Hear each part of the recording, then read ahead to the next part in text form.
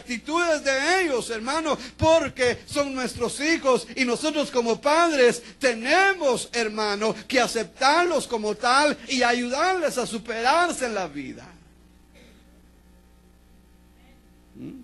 Entonces, si nosotros actuamos así, ¿cuánto más Cristo Jesús? Cristo Jesús no se avergüenza de usted ni de mí.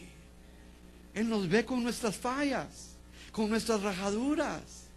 Él sabe de qué estamos hechos. Él conoce nuestros pensamientos más profundos, nuestros sentimientos. Él nos conoce mejor que nosotros nos conocemos a nosotros mismos. Pero Él tolera todas esas áreas difíciles en nuestra vida. Él tolera nuestra inmadurez, nuestra niñería. Él tolera nuestras fallas, hermano, porque Él es un Dios misericordioso, lento para la ira, grande en misericordia, amplio en perdonar. Él es alguien, hermano, que nos acepta y nos ayuda a continuar siempre hacia adelante.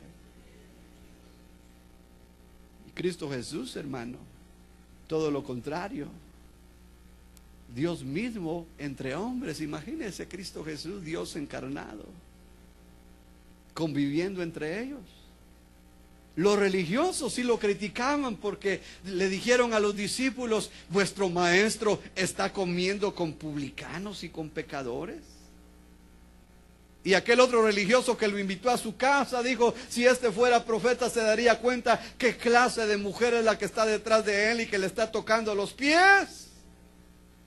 Porque ellos tenían prejuicios hacia la demás gente, pero el Señor no, hermano. El Señor conocía los corazones y Él llegó a la gente más sencilla, a la gente, hermano, que nadie quería asociarse con ellos.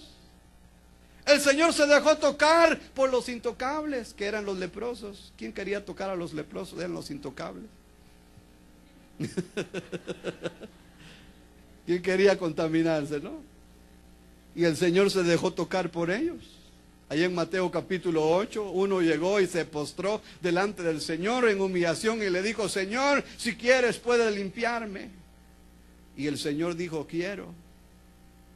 Pero los demás tenían grandes conflictos, hermano, a la hora de acercarse a esas personas. Pero note usted cómo Cristo Jesús, hermano, fue más allá y venció los obstáculos que el sistema religioso tenía sobre todas las personas en su tiempo, a tal grado de que el Señor en San Juan capítulo 4 dice: cansado del camino se sentó junto al pozo, y ahí llega una mujer samaritana que era reconocida porque era la lotería del pueblo, todos se la sacaban, dice por ahí, ¿verdad?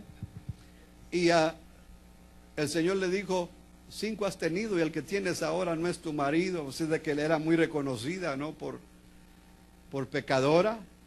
Pero mire, el Señor hablando con ella, eso era algo que no se acostumbraba, el dirigirle la palabra a una mujer en la calle.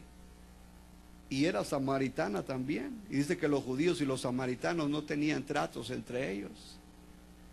Pero el Señor no hace excepción de personas. Él recibe a todo aquel que viene. El Señor dijo: todo aquel que viene a mí de ninguna manera le voy a echar fuera. Todo aquel que el Padre me envía, yo le voy a recibir, hermano. Entonces podemos ver de que el Señor a todo aquel que se acerca a Él lo recibe y no se avergüenza de Él.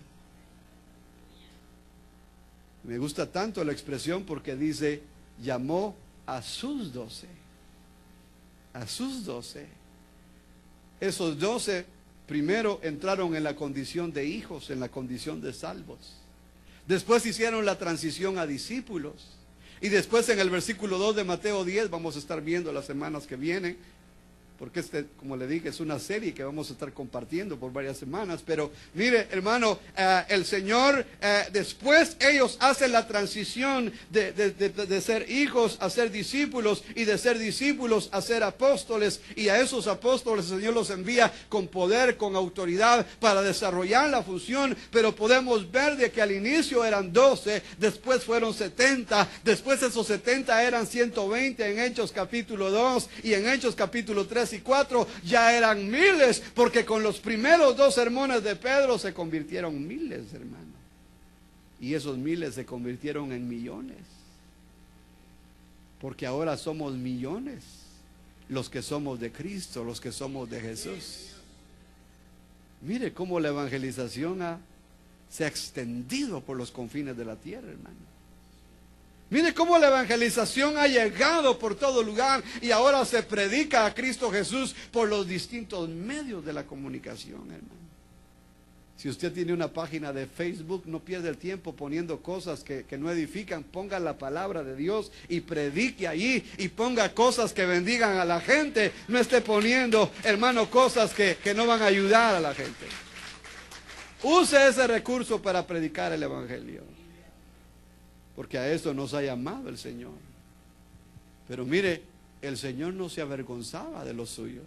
Vaya conmigo a otra porción de San Marcos, capítulo 3, versículo 31 al 35. Porque en esta otra porción el Señor reconoce a sus discípulos como su círculo íntimo, como su misma familia. Y más allá, con más valor, con mayor nivel que su familia biológica. Porque aquí nos está hablando de la familia biológica del Señor, de María y de los hermanos de Jesús.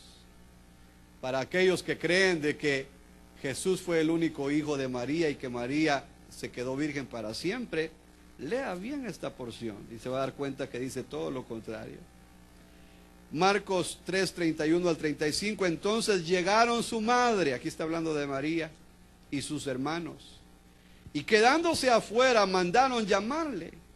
Y había una multitud sentada alrededor de él y le dijeron: he aquí, tu madre y tus hermanos están afuera y te buscan. Respondiéndoles él, dijo: ¿quiénes son mi madre y mis hermanos? Y mirando en torno a los que estaban sentados en círculo a su alrededor, dijo: he aquí mi madre y mis hermanos, porque cualquiera que hace la voluntad de Dios, ese es mi hermano y mi hermana y mi madre. Mire las palabras del Señor. El Señor está dando un mayor nivel a su familia espiritual que a la familia terrenal.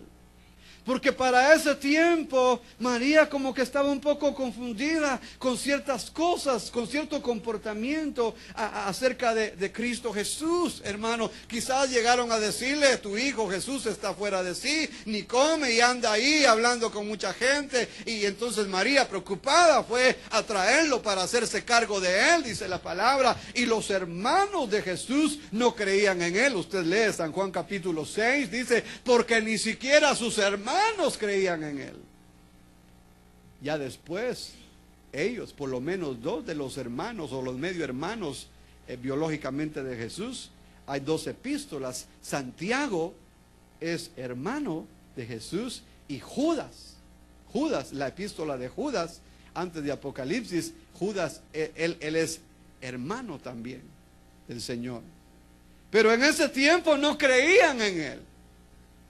No creían en él y fueron a traerlo para llevárselo, según para hacerse cargo, porque Jesús supuestamente estaba fuera de sí. Pero la realidad es de que ellos todavía no aceptaban a Jesús, no aceptaban su ministerio. Entonces el Señor le dice: ¿quién es mi madre? ¿Quiénes son mis hermanos? Y mirando a sus discípulos dijo: cualquiera que hace la voluntad de Dios, cualquiera que hace la voluntad del Padre, ese es mi hermano, esa es mi hermana y esa es mi madre, haciendo ver de que el nivel de fe es mayor que el nivel de asociación entre hermanos de familia. La familia de la fe es mayor, hermano. No sé si a usted le pasa, pero en mi caso, yo me entiendo muchísimo mejor con la familia de la fe que con mis propios hermanos. Y somos hermanos de padre y madre, y muchas de las veces tenemos tantas diferencias en cuestiones de la vida, pero en lo que respecta a hermanos en la fe, allí no hay mucho problema, porque tenemos al mismo Dios, al mismo Cristo, al mismo Espíritu, la misma esperanza, el mismo bautismo, el mismo destino. Vamos hacia la eternidad. Entonces, la asociación con la familia de la fe, con la familia en Cristo Jesús, es mayor.